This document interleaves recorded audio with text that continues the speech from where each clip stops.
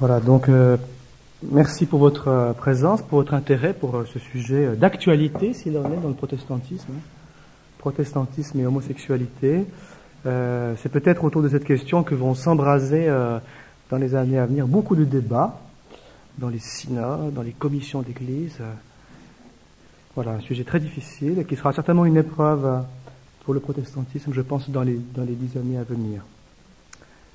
Peut-être la première prise de conscience à avoir, c'est de réaliser que cette réflexion au sein des églises n'est pas née de rien, elle n'est pas née ex nihilo, mais elle fait écho à toute une évolution du débat social dans la société civile. Mais comme toujours dans les débats d'église, avec 20 ans de retard.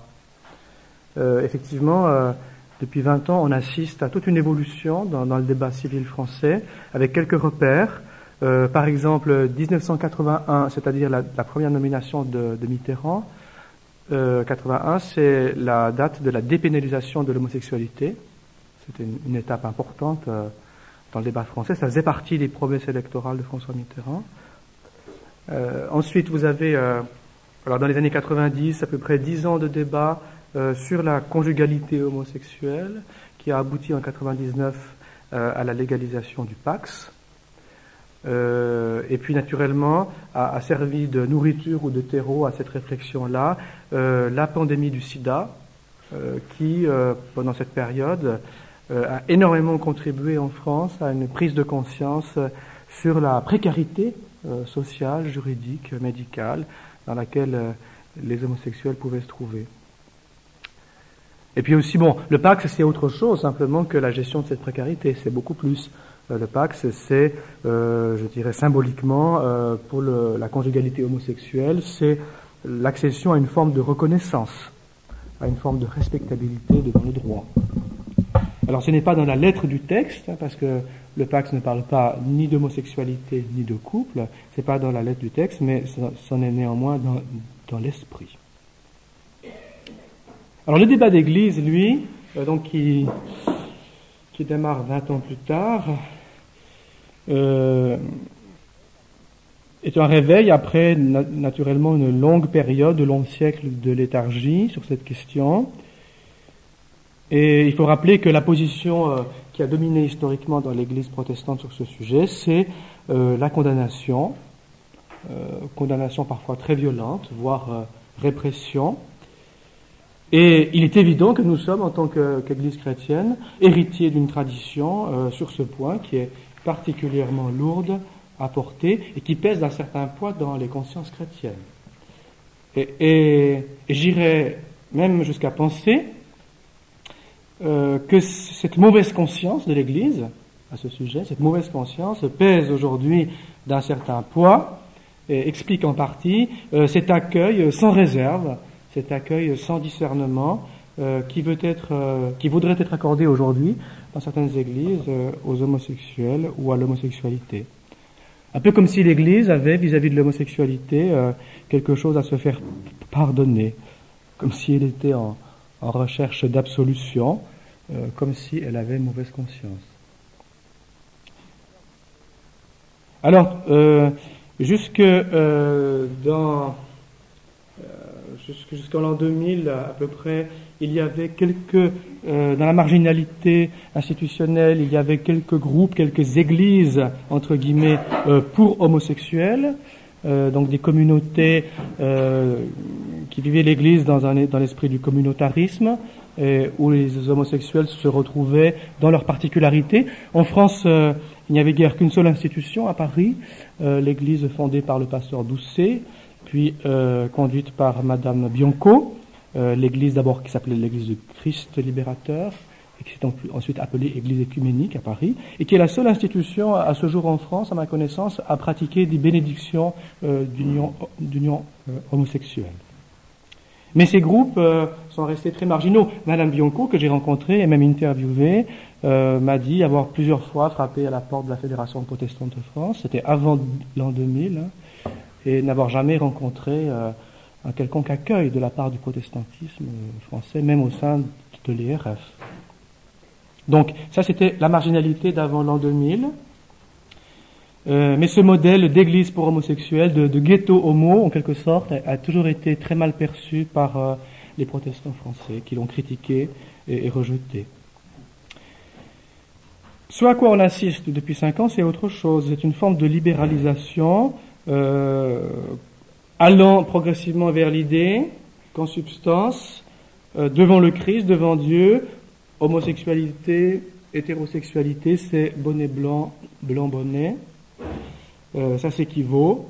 C'est une forme d'alternative ou d'option devant laquelle chaque chrétien ultimement serait libre, pourvu que cette relation, qu'elle soit hétéro ou homo, soit vécue dans l'amour et dans la fidélité. Et c'est à ces deux concepts qu'est réduite aujourd'hui, pour une bonne partie du protestantisme, l'éthique sexuelle chrétienne. Amour et fidélité.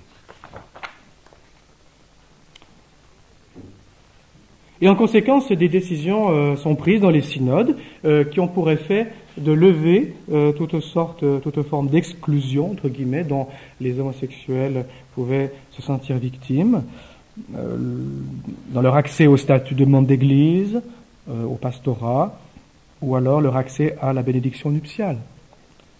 Alors quelques repères, ce sont les églises protestantes américaines qui ouvrent la voie sur cette question, l'église du Christ uni, entre 91 et 93, les églises scandinaves, la fameuse NHK, la grande église réformée d'État, qui vote sur ces réformes en 1995, les églises suisses-allemandes, qui leur emboîtent le pas, comme l'église du canton de Lucerne, qui vote ces réformes le 13 novembre 1996.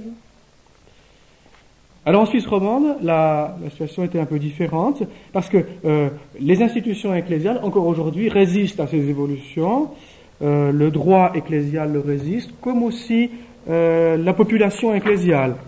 Mais en Suisse romande, ce sont les théologiens, facultés de Lausanne, Genève et Neuchâtel, qui travaillent depuis plusieurs années à ouvrir les esprits, à préparer les esprits, comme ils disent, à cette ouverture, avec plusieurs colloques et publications, dont vous avez quelques spécimens ici sur la table. Alors en France, la situation est assez différente qu'en Suisse. Parce que les grandes institutions protestantes, luthéro-réformées, jusque récemment, sont restées dans une position relativement réservée, voire critique par rapport à ces évolutions, facultés de théologie comprises. Et les contestations sur ces questions, la demande de libéralisation, sont nées de la base, non pas des théologiens, mais de la base, sont nées de membres d'églises plus ou moins organisés qui ont fait pression, notamment sur l'Église réformée de France, dans les synodes, pour que ces questions soient inscrites à l'ordre du jour des synodes. L'Église réformée de France, par exemple, je ne sais pas si vous le savez, a été comme prise au feu sur ces questions, suite à une démarche plus ou moins volontaire, plus ou moins réfléchie, je ne le sais pas, d'un jeune candidat pasteur qui était un homosexuel déclaré, et qui a déclaré, qui a lancé un appel officiel dans les synodes en faveur de l'accueil des gays et des lesbiennes au sein du ministère. C'était les synodes d'Antibes et de Soissons de 1999 et 2000, et qui a provoqué tout un mouvement de mobilisation en faveur de la libéralisation de l'Église sur ce point, auquel a participé un peu plus tard également la fameuse commission Couple, Famille et Société de l'Église réformée de France, au travers d'un rapport très engagé qui était rendu au Conseil national. Voilà. Mais ce qui est particulier en France par rapport à la Suisse, c'est qu'en France, la demande de réforme ou de libéralisation dans ces domaines est venue de la base. C'est une initiative populaire, comme on dit en Suisse. C'est une revendication démocratique, mais relativement marginale. À l'exception de la faculté de Paris, qui est entrée dans la militance assez tardivement, en 2001, mais à part ça, les théologiens protestants sont restés relativement réservés et critiques sur ces questions. Cette réserve, pourtant, aujourd'hui est tombée. Quelques années plus tard, elle est tombée.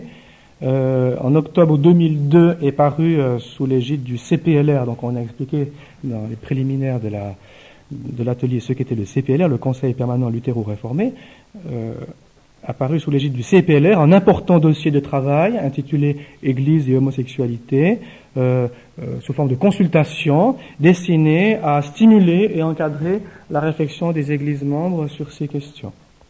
Et l'événement le plus récent, pour faire un état des lieux, c'est la publication d'une déclaration et d'un rapport final du CPLR qui date du 1er février 2004, vous voyez donc ça date à peine de quelques semaines, publication, les conclusions de cette consultation, la synthèse des réactions exprimées parmi les églises membres.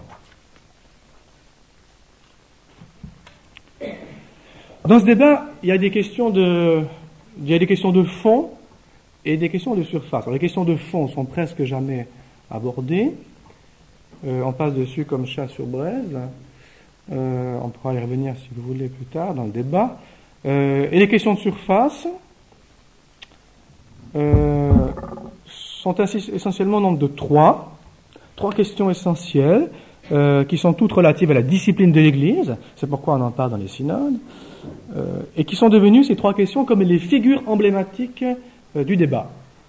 Alors, primo, le membre de l'Église, un homosexuel déclaré, peut-il être admis comme membre de l'Église?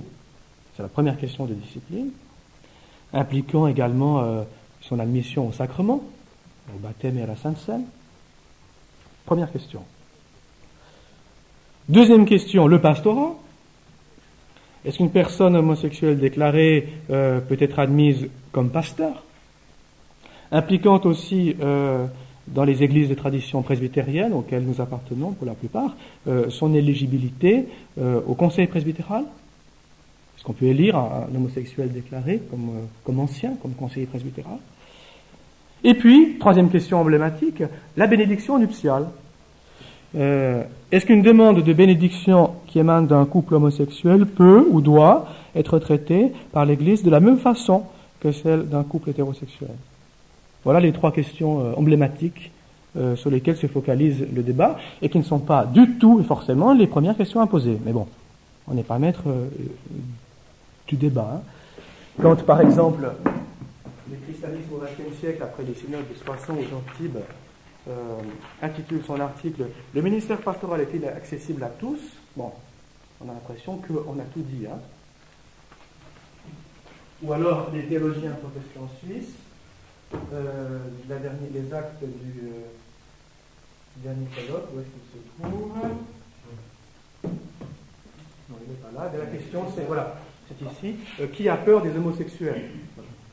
C'est évident qu'en abordant les questions de cette façon-là, on passerait très vite et on court-circuite quelque part toutes les questions préliminaires. Alors comment est-ce que le CPLR, le fameux CPLR, répond à ces questions? L'intention du CPLR, affichée au départ, c'était d'élever le débat au-dessus de l'opposition traditionnelle entre les pour et les contre, entre les partisans et les adversaires de l'homosexualité. Essayer de trouver ainsi une troisième voie. C'est très à la mode, la recherche des troisièmes voies. Une troisième voie entre le tout ou rien en matière d'accueil de la personne homosexuelle. Alors, comment est-ce que le CPLR y parvient? Alors, la solution proposée dans le rapport, disons, analytique, mais qui est pratiquement identique aux conclusions, aux propositions initiales de la consultation, cette réponse est une forme de compromis. Alors, par rapport aux trois questions posées, ça se résume de la façon suivante. Favorable à l'accueil inconditionnel des homosexuels dans l'Église. Donc, la réponse à la première question. Favorable à un accueil inconditionnel. Deuxième question. Réservé au sujet de leur admission au pastorat. En tous les cas, si leur homosexualité est notoire, si elle est déclarée, si elle est affichée. Et troisième question. Défavorable, totalement défavorable à la bénédiction de l'union. Voilà le compromis en quelque sorte proposé, qui ressort à la fois des préliminaires et des conclusions du dossier du CPLR.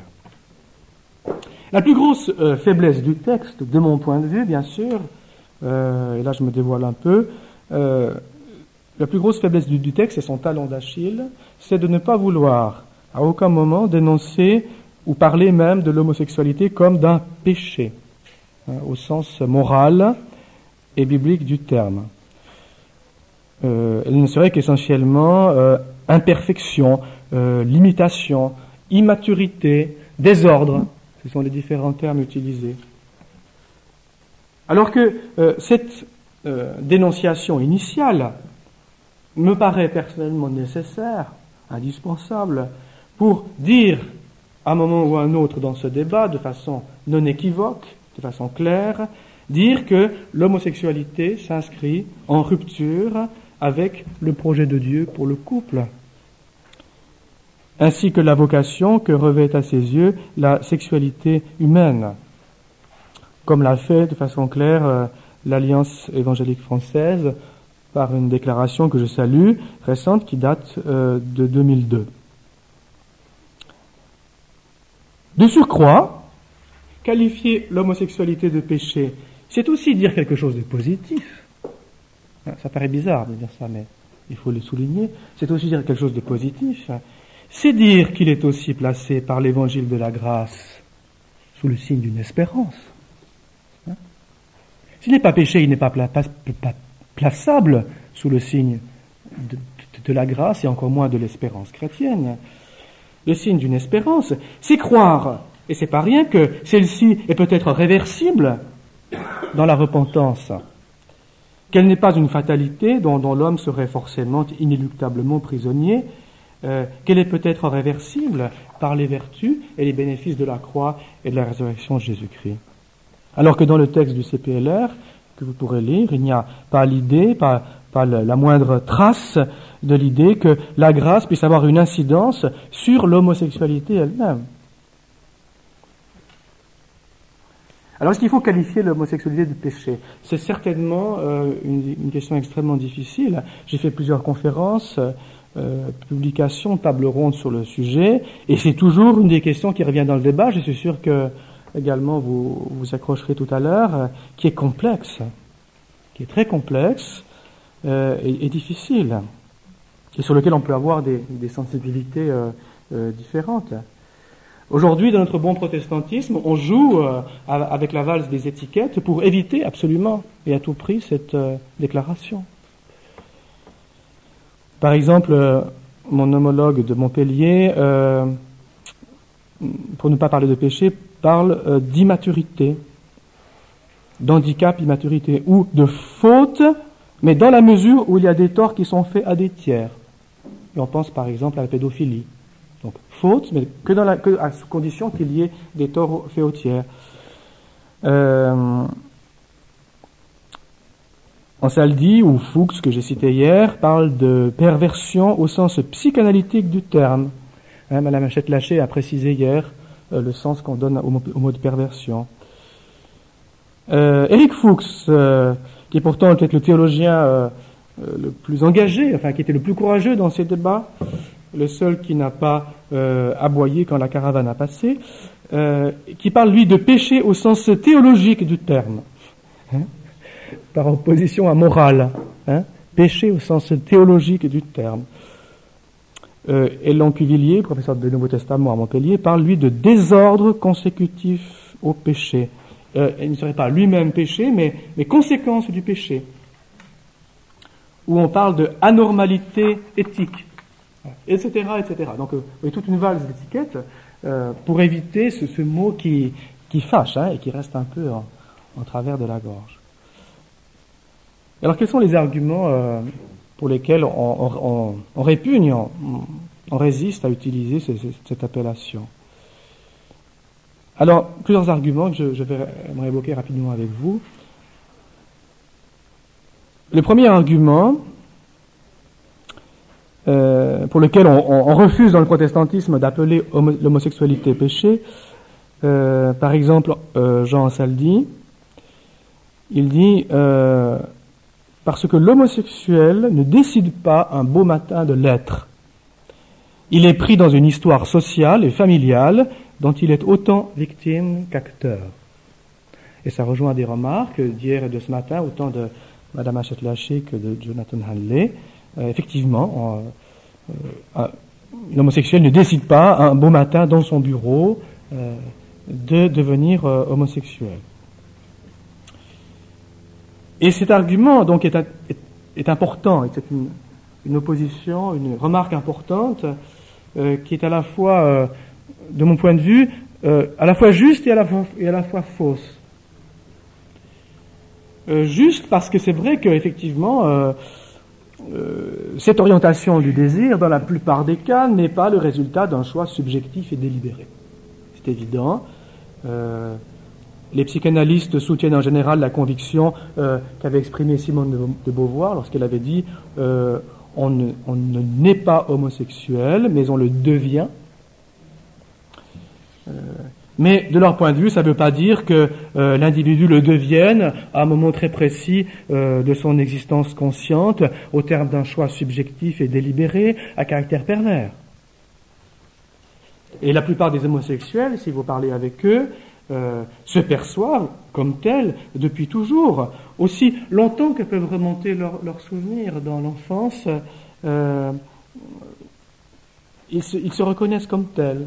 Ils parlent de cette attirance qu'ils ont pu éprouver vis-à-vis des personnes de leur sexe. Et c'est quelque part dans leur prime enfance, souvent dans l'inconscience, que cette orientation s'est dessinée au fond d'eux-mêmes, sans qu'il leur soit toujours possible, mais rarement possible, de l'identifier ou de le localiser. Et j'irais même jusqu'à penser que sur un plan purement subjectif, la façon dont un individu découvre son orientation sexuelle n'est pas fondamentalement différente dans l'hétéro ou dans l'homosexualité.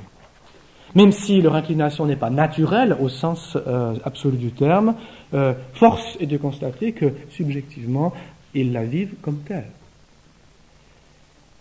Voilà, c'est une prise de conscience, je crois, importante. C'est première mise au point à faire qui est importante parce qu'elle nous interdit, en tous les cas, de faire aux homosexuels des procès d'intention spécifiques et de considérer a priori ces personnes comme des personnes qu'une faute secrète et particulièrement vile aurait plongé dans cet abîme. Que la chose soit dite et répétée. Mais de mon point de vue, de théologien, de chrétien,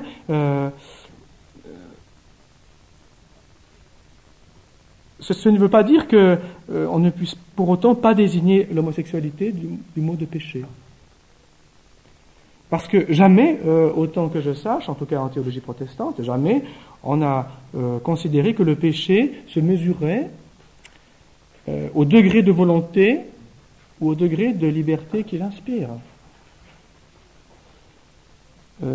Le péché, en théologie protestante, si vous lisez par exemple l'article 10 de la Confession de foi de La Rochelle, le péché désigne un état objectif, un état de rupture, de transgression, de séparation, mais qui est indépendant de la conscience que les individus peuvent en avoir, qui n'est en tout cas pas dépendant de cette conscience. Est qualifié de pécheur ou de péché tout ce qui s'inscrit objectivement en rupture avec l'ordre de Dieu, sans qu'il soit précisé si cette rupture est volontaire ou non. Ainsi, pour revenir à la question du rapport entre homosexualité et péché, la bonne question, la question clé, ce n'est pas, à mon sens, de savoir si l'homosexualité est volontaire ou non. Ça, c'est la mauvaise question. Mais c'est de savoir si elle s'inscrit en harmonie ou en rupture avec le projet de Dieu pour le couple. Ça, c'est la bonne question. Est-ce qu'elle s'inscrit en harmonie ou en disharmonie avec la vocation que revêt, aux yeux de Dieu, la sexualité humaine? La réalité que la Bible désigne par le péché est beaucoup plus large que le cercle des choix qui sont imputables à notre libre arbitre. La deuxième raison, le deuxième argument pour lequel on répugne à utiliser ce terme, ou ce qualificatif, c'est qu'on parle de l'homosexualité comme d'une maladie. Est-ce qu'elle ne serait pas une maladie? Et c'est une façon de parler qui se révèle elle aussi très ambiguë. et dont je vous signale, dont la plupart des militants de la cause gay ne sont pas contents. Hein. Ils n'apprécient pas qu'on qualifie leur homosexualité de maladie. Ils ne demandent pas une prise en charge thérapeutique, ils demandent une reconnaissance. Hein. C'est pas tout à fait pareil. Vous savez que dans la communauté homosexuelle, on a beaucoup affabulé depuis 30 ans, 40 ans, sur une hypothétique homosexualité génétique ou congénitale, mais avec des motivations qui ne sont pas tout à fait neutres. Par exemple, aux États-Unis, dans les années 90, les débats sur le fameux gène homosexuel, alors, je vous le donne en mille, c'est le XQ28, voilà son code. Le XQ28, l'hypothèse d'un médecin qui s'appelait Dean Hammer, une hypothèse qui a été ensuite largement contestée, mais qui résonnait dans la conscience de certains homosexuels comme une découverte providentielle. Et Jean-Claude Guillebeau, dans La tyrannie du plaisir, déjà cité dans ce carrefour, écrit ceci, j'aime bien ce commentaire, la découverte de ce marquage biologique était providentielle, puisqu'elle venait oindre les gays d'une imparable légitimité, fondée à la fois sur la science et sur le statut de victime. Si les homosexuels sont génétiquement différents, répétait-on outre-Atlantique, cela veut dire qu'ils ne sont pas responsables et qu'on ne saurait leur reprocher la nature de leur désir, pas plus qu'on peut obliger quiconque à répondre de la couleur de sa peau ou qu'on pourrait l'obliger à en changer. Fin de citation.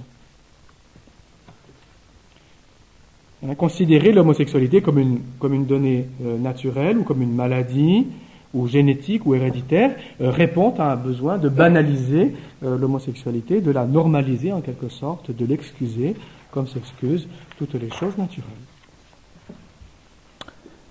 Le troisième argument, qui lui nous troublera peut-être davantage, c'est l'argument biblique. Plus inattendu que les précédents. C'est l'affirmation, qui devient un peu un lieu commun aujourd'hui dans les chaumières protestantes, selon laquelle l'enseignement des Écritures ne contiendrait pas de condamnation de l'homosexualité. Alors, la chose peut quand même être a priori assez surprenante pour tout lecteur un peu naïf de la Bible, parce que il est vrai qu'à première lecture, on a plutôt l'impression que la Bible, au contraire, prononce sur l'homosexualité des jugements particulièrement sévères et absolus. C'est le moins qu'on puisse dire. Vous trouvez les condamnations de la loi du Lévitique au chapitre 18. Vous avez également la condamnation à mort de celui qui est reconnu coupable d'homosexualité au chapitre 20 du même ouvrage. Tous les textes bibliques qui parlent de façon quasi mythique du péché de Sodome et Gomorrhe et de sa répression par la colère de Dieu. Un texte, je vous le signale, auquel il est fait référence une douzaine de fois dans l'Ancien Testament et à 7 reprises dans le Nouveau. Donc 19 citations, excusez-moi. Et à chaque fois, on se réfère au jugement de Sodome et Gomorrhe comme à un jugement exemplaire, emblématique même du jugement de Dieu, du jugement que Dieu prononcera contre les incrédules de tous les temps. Dans le Nouveau Testament, vous avez aussi la même sévérité qui se retrouve dans les fameux catalogues de vices de l'apôtre Paul, dans la première aux Corinthiens, dans la première à Timothée. L'homosexualité ici est répertoriée parmi les comportements qui fermeraient l'accès au royaume de Dieu, qui seraient incompatibles avec l'héritage de la grâce. Et c'est pas rien. Et puis enfin, le texte biblique par excellence, dont on a parlé hier soir, celui qui est sans doute le plus développé sur le sujet, c'est le premier chapitre de l'Épître aux Romains, versets 26 et 27. Alors comment est-ce qu'on peut affirmer que l'Écriture est muette ou serait muette sur la question de l'homosexualité? De nombreux auteurs aujourd'hui, là vous en avez un certain nombre dans la partie de gauche, tentent de nous convaincre, ou de se convaincre, je ne sais pas, que contrairement à l'évidence textuelle, la Bible ne condamnerait pas l'homosexualité en tant que telle, mais uniquement telle ou telle forme particulière d'homosexualité, propre à des cultures aujourd'hui dépassées. Et la conséquence de cette démarche herméneutique, c'est qu'à des expressions bibliques qui sont souvent dans le texte courtes, lapidaires, péremptoires, comme les mots du fameux catalogue de vices de l'apôtre Paul, alors à ce mot simple, on va adjoindre un qualificatif qui va en diminuer, qui va en limiter, en réduire en quelque sorte la portée. D'une parole dont l'apparence première est atemporelle et inconditionnelle, on va faire une parole conditionnelle et en limiter la portée à une parole conjoncturelle. Par exemple, on affirmera péremptoirement que l'homosexualité condamnée par le Lévitique, c'est la prostitution homosexuelle. Mais c'est plus limitatif. La prostitution homosexuelle, ou alors le viol homosexuel, ou alors encore la prostitution sacrée. Mais des ajouts qui ne reposent, il faut le dire, sur aucune évidence textuelle, et dont le fondement, ça c'est la chose qui me frappe le plus, dont le fondement n'est jamais démontré. C'est un postulat. Il n'y a pratiquement jamais d'explication. Et lorsqu'il y a explication, c'est assez rare mais ça existe. Alors, quelle est la démarche herméneutique proposée ? Elle consiste à transposer sur le précepte biblique les idées que l'on trouve dans les législations païennes du Proche-Orient ancien, dans les cultures voisines ou antérieures à la culture d'Israël. Soit que les préceptes bibliques cherchent à les imiter, c'est l'a priori selon lequel les écrivains bibliques reproduiraient les mêmes interdits, donc on retrouve dans la loi du Lévitique le même interdit que celui qu'on trouve par exemple dans le Proche-Orient ancien. Soit que la pensée des écrivains bibliques s'y oppose. Les textes bibliques viseraient surtout les pratiques cultuelles des Cananéens contre lesquelles elle exhorterait les enfants d'Israël à se démarquer. Alors ceci dit, c'est intéressant pour montrer quand même la fragilité de l'exégèse. Il existe aussi aujourd'hui parmi les théologiens libéraux, entre guillemets, sur ce sujet, une seconde lecture des données de la Bible sur le sujet, qui au départ contredit complètement la première tout en aboutissant à la même conclusion, qui consiste à dire que, certes, par exemple Thomas Römer, professeur d'Ancien Testament à la faculté de Lausanne, certes la Bible condamne l'homosexualité, c'est un fait indiscutable qu'aucune exégèse sérieuse ne saurait nier. Ce serait même, nous explique-t-il, tricher avec l'exégèse que de dire le contraire. Toutefois, cette condamnation biblique ne nous concerne pas directement aujourd'hui, à cause de la distance qui nous sépare des premiers destinataires de ces paroles. Distance temporelle, culturelle, théologique. Il ne s'agit pas de nier la condamnation biblique, c'est un faux combat, c'est pas sérieux. Il ne s'agit pas de la nier, mais de prendre conscience du gouffre qui sépare la pensée des auteurs de la Bible, comme l'auteur du Lévitique, et le sens du mot homosexualité dans la pensée contemporaine. Et on nous explique qu'il n'y a aucune correspondance entre les mots de la Bible, comme le malakos dans Corinthiens 6, et ce qu'on appelle aujourd'hui un homosexuel. Un concept qui serait l'invention du XIXe siècle, selon Foucault dans l'histoire de la sexualité. Et même lorsque la loi parle de ceux qui couchent avec un homme comme on couche